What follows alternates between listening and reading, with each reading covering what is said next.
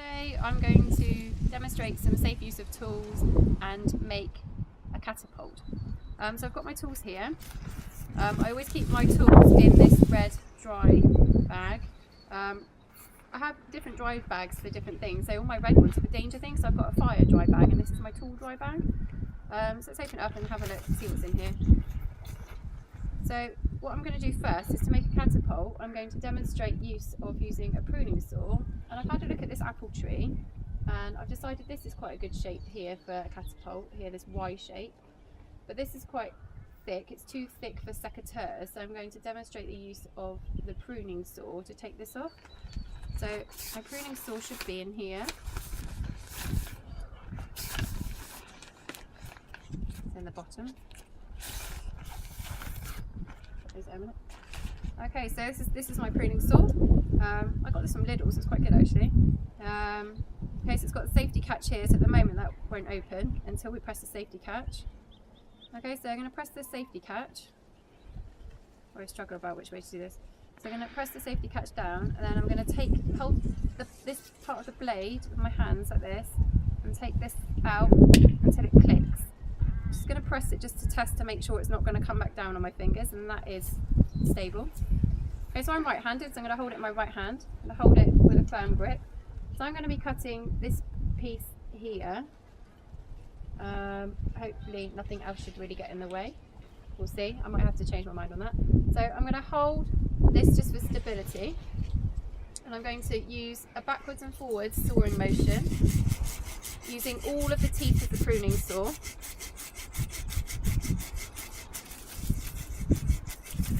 And I'm going to keep going even when it's getting close to the end. It gets a bit tricky. Oh, great. So that's the piece of wood I've cut. I'm going to put this down for a second. Okay, so I finished with the pruning saw for now. So I'm going to tap the pruning saw off to get the little bits of wood off. What I'm going to do is I'm going to close it up. So I'm going to keep my fingers out of the way of here. So I'm going to press the button here, and I'm going to carefully put it back in. It's got two stages, this one, which is quite a good safety feature actually. So that's in there, and I'm just going to pull it just to make sure that doesn't come out.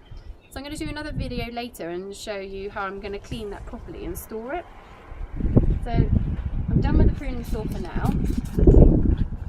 So I've also got some secateurs. I'm going to sit down to use these. Here's my secateurs. So these are a bit long for a catapult, so I'm going to take these off. So first of all, I would like to talk about my blood bubble. So I'm using tools. So with a blood bubble, you have to be wary of people around you. So that area for the blood bubble is going to be the length of my arm plus the tool again, so that's an extra of the tool. So that is all the way around me, so I've got to be wary of anybody that's working in the same area as me. If there's anybody around, I can let them know that I'm using a tool, but I just have to be alert at all times of people moving around me of my blood bubble. Okay, so these secateurs have also got a safety catch, so when they're stored, they don't open. So the safety catch is here. So I'm just going to open them up, and then they're ready to use. Okay, so there's little bits here with 2 fingers, that makes it quite comfortable to hold. So I definitely wouldn't cut anything thicker than this with secateurs. That could even be a little bit thick. It's about the thickness of your little finger is about absolute maximum for secateurs. So I'm going to cut these pieces off here. So I'm going to hold them away from me to the side. I'll be cutting over here, I'm going to be cutting over here. I'm just going to press through like that. Okay, so I'm quite happy with that. That's good. Okay, so I'm going to put the secateurs away. So I'm going to put the safety catch back on. I'm going to put them in here. I'd like to do a quick, while I've got the tools out, knife demonstration as well. I've made a catapult before and decorated it, which was really nice. So I used a knife to do that. So this is my fixed blade knife. So to take the fixed blade knife out of the scathe, out of the case, you hold the case, you hold the knife in your hand, and you're going to move the case away from you and not the knife. So we take it out, so we hold the knife steady and take the case away like this. So we're not pulling it out like this, which obviously would be quite dangerous. So we'll pull it out of the case, And then the blood bubble is the same again, so it's the length of the knife plus the tool again, and your arm, so all the way around. Okay, so with the knife, again you hold the handle. You can have your thumb up here. If you're doing some really detailed work, you can have your thumb on top of the blade, but if you're just doing general carving, you'll be here. So you make sure that your fingers are well out of the way of the blade. So firm grip like this. So I might just decide to take a little bit of the bark off here to make it decorative. Okay, so with the knife, you're going to hold it away from you. You're going to use the knife away from you in this motion. Okay, so we're not going to be working towards our body like this. We're not going to be working over our body. So we're going to be keeping this hand well out of the way and carving away from us. So I'm just going to take some of the bark off just so you can see. So it's best to use kind of this section here of the blade, get more control.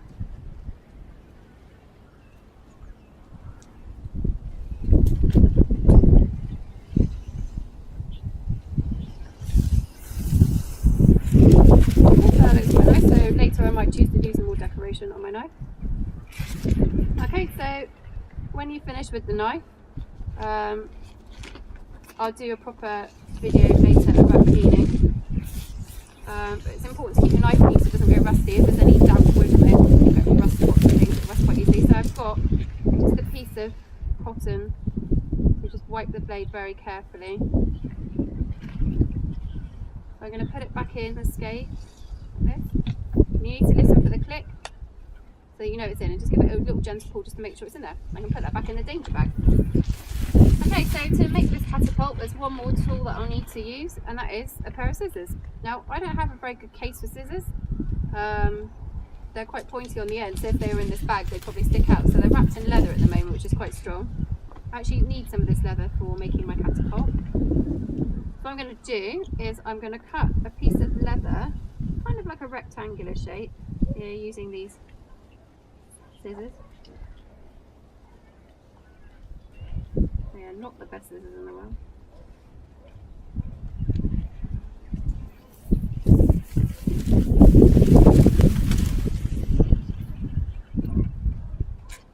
Okay. Probably would have been better if I was cutting out here, but you've got less control, bit off balance. So I'm going to wrap these back up and put them in my danger bag. Oh no, actually I need to do that. Okay, so at the moment I've got my Y-shaped stick, a rectangular piece of leather, possibly a bit big, I might have to trim it down, and I also need 2 elastic bands, some quite thick ones here. Put them there for a minute. Right, so what I need to do now is make some holes in the leather so that I can get the elastic bands through. So I'm going to fold this piece over here like this, so it's in half, and then I'm going to cut like a little semicircle in the middle here.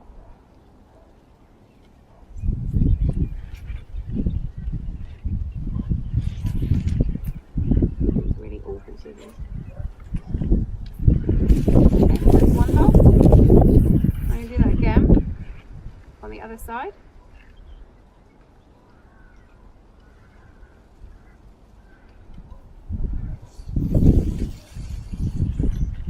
Okay, so 2 holes. Okay, so I'm going to pop these away now.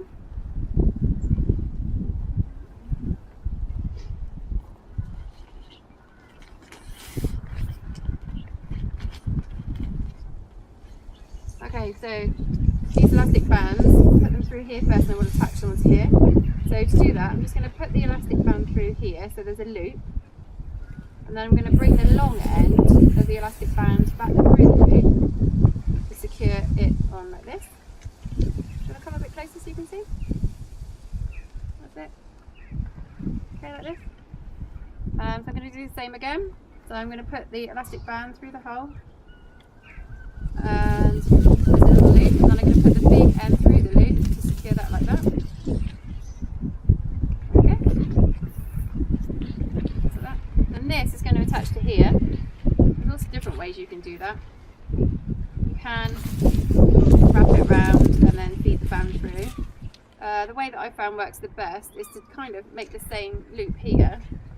So you put your finger and thumb through here and then make this loop here. and then the stick is going to go through these 2 loops you've just created here. So here,